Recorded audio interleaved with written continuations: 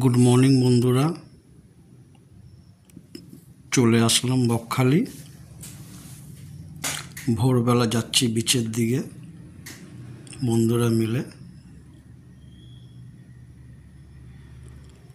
বকখালির এটা একটু ভেতর দিকের রাস্তা, যেখান থেকে বিচ খুব কাছে পাওয়া যায়।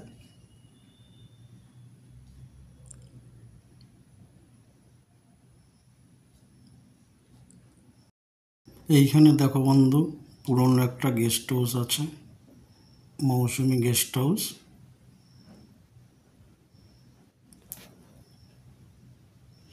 সামনেও কিছু গেস্ট হাউস করেছে ওরা, এখনও সেইভাবে লোকজন যায়নি, কিন্তু খুব সুন্দর।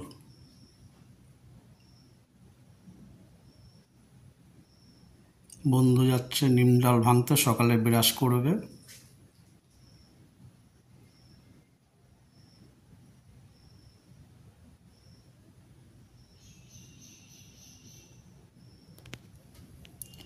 ভোরের পরিবেশটাই আলাদা।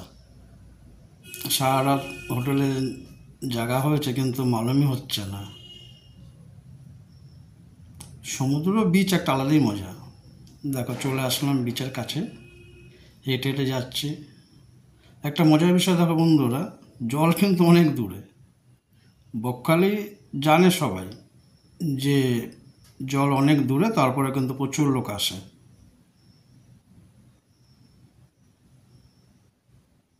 আমরাও যাচ্ছি জলের দিকে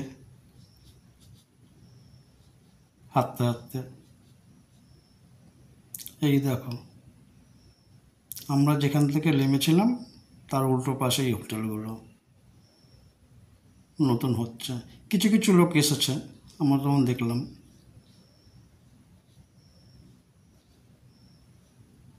দেখো শুধু বালি আর বালি।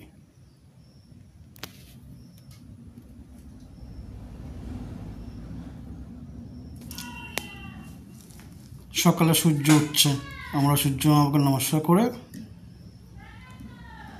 যাত্রা শুরু করে দেবো, স্নান শুরু হয়ে যাবে। দেখো মজাই আলাদা। ও যে দূরে জল ঢেউ দিচ্ছে, আমরাও যাচ্ছি কাছের দিকে।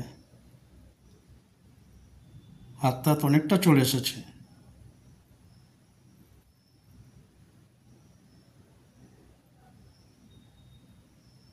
আমিও হাঁটছি।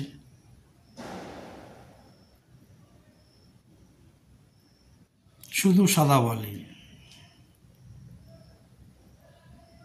প্রচুর বালি, ভাবা যায়।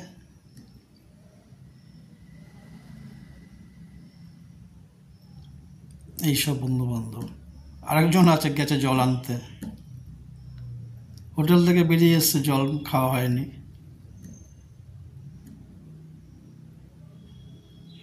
দেখো একদম কাছে চলে এসছে সমুদ্রের।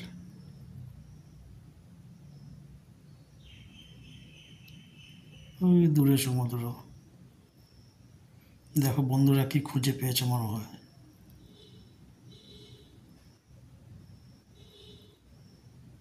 ও কিছুই পায়নি, আবার সব চলে যাচ্ছে।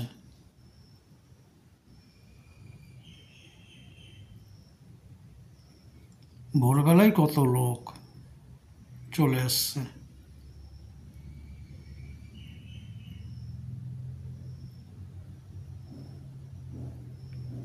ওই দূরে সমুদ্র।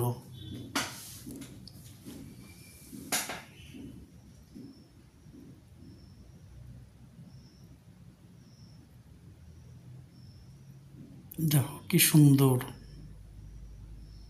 ভাবা যায় ওপারে কি আছে, কোথা থেকে আসছে, আকাশ কোথায় শেষ। ফোন তোলায় ব্যস্ত, কেউ ফটো তোলায় ব্যস্ত, কেউ ফোন করায় ব্যস্ত, কিন্তু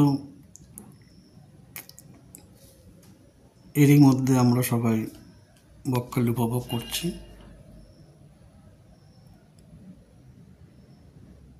সমুদ্রের ঢেউ। এরপর দেখো সমুদ্রের অরিজিনাল ঢেউ, আওয়াজ, শব্দ উপভোগ করো।